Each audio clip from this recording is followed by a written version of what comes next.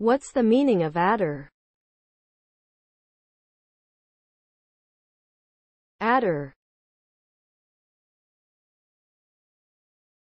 Adder. Adder.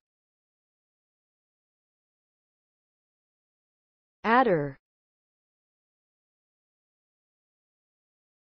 Adder.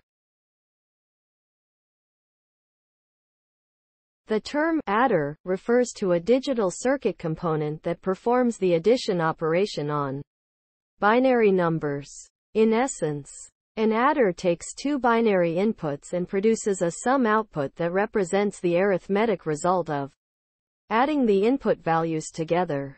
The basic operation of an adder is to perform a binary addition of corresponding bits from each input, with any carryout bit generated by the addition being propagated to the next most significant bit.